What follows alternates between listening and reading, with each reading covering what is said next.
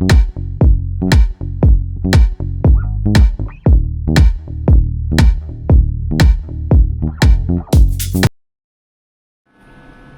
Friends, வணக்கங்க. நான் ரதியா சமையலேருந்து சாந்தி பேசுகிறேன். நான் இன்றைக்கி வந்து சோயா சங்க் வச்சு லாலிபப் தான் செய்ய போகிறேன். நான் எப்படி செய்கிறேன்னு செஞ்சு காமிக்கிறேன். ஃபஸ்ட் டைம் வீடியோ பார்க்குறவங்க வந்து சப்ஸ்கிரைப் பண்ணிக்கங்க. பக்கத்தில் இருக்க பெல் பட்டனை கிளிக் பண்ணிங்கன்னா நான் போடுற வீடியோலாம் உங்களுக்கு உடனுக்குடன் வந்து சேரும். வாங்க வீடியோக்குள்ளே போகலாம். நான் ஒரு 100 கிராம் சோயா சங்க் இந்த மாதிரி சுடுதண்ணியில் போட்டு நல்லா வாஷ் பண்ணி நல்லா இந்த மாதிரி உப்புற மாதிரி உப்ப வச்சு நல்லா இந்த மாதிரி தண்ணி இல்லாமல் புளிஞ்சிக்கலாங்க. இதை வந்து மிக்சியில் ஒரு ஓட்டி வந்துக்கலாம். இந்த மாதிரி அரைச்சி இந்த ஒரு மிக்சிங் பவுலுக்கு அப்படியே மாற்றிக்கலாங்க. அதே ஜாரில் ஒரு 4 பச்சை மிளகா, ஒரு துண்டு இஞ்சி, பெரிய வெங்காயம் 2 கட் பண்ணியிருக்கேன். அது இல்லாமல் பூண்டு ஒரு 6-7 பூண்டு, நாட்டு பூண்டு அதையும் போட்டுட்டு எல்லாம் ஒன்றா மிக்சிங்கில் குறைன்னு அரைச்சிக்கலாம். பாருங்கள், இந்த மாதிரி குறைன்னு அரைச்சிக்கணும். இதோட சேர்த்திக்கலாம். அந்த சோயா சங்க் அரைச்சா இல்லைங்க, அதோட இதையும் சேர்த்து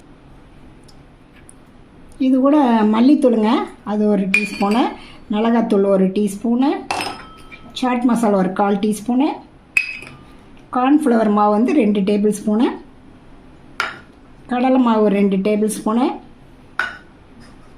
கொத்தமல்லி இலை பொடிசை நறுக்கி இதில் சேர்த்திக்கலாம். இதுக்கு அளவாக உப்பு போட்டுக்கலாங்க. கொஞ்சம் லெமன் ஜூஸுங்க, அதை இதில் சேர்த்து எல்லாம் ஒன்றா பசஞ்சிக்கலாம். பாருங்க, நல்லா அரைச்சிட்டு வந்துட்டேன். இதை வந்து நம்ம வந்து ஐஸ்கிரீம் குச்சி இருக்குது பாருங்கள், அதில் வந்து நம்ம இந்த மாதிரி இதில் இது பண்ணிக்கலாங்க. இந்த மாதிரி எல்லாமே செஞ்சு நம்ம வச்சுக்கலாம். பாருங்க, இந்த மாதிரி நம்ம எல்லாத்தையும் மோல்டிங் பண்ணி வச்சுக்கணும். அது ஏன்னா ஒரு இதில் வந்து நம்ம பேனில் எண்ணெய் ஊற்றி வச்சுருக்கேன். ஷாலோ ஃப்ரை பண்ணிக்கலாம். பாருங்க, எண்ணெய் காஞ்சிருச்சுங்க. இதில் அப்படியே போட்டுடலாம். ஒரு சைடு இதானதுக்கப்புறம் அடுத்த சைடு திருப்பி போட்டுடலாங்க. செவந்ததுக்கப்புறம் பாருங்க, எல்லாம் செவந்துருச்சுங்க. நம்ம எடுத்துடலாம். நம்ம எந்த ஷேப்பில் வேணாலும் செஞ்சுக்கலாங்க. ஆனால் மீதி இருக்கிறதெல்லாம் அந்த மாதிரி உருண்டையாக போடுறேன். உருண்டையாக இருக்கிறதெல்லாம் நான் வந்து டூத் பிக் வச்சு அப்படியே குத்தி வச்சுருக்கிறேங்க. குழந்தைங்களுக்குலாம் இந்த மாதிரி டிஃப்ரெண்ட்டாக நம்ம செஞ்சு கொடுத்தோம்னா அது விரும்பி சாப்பிடுவாங்க.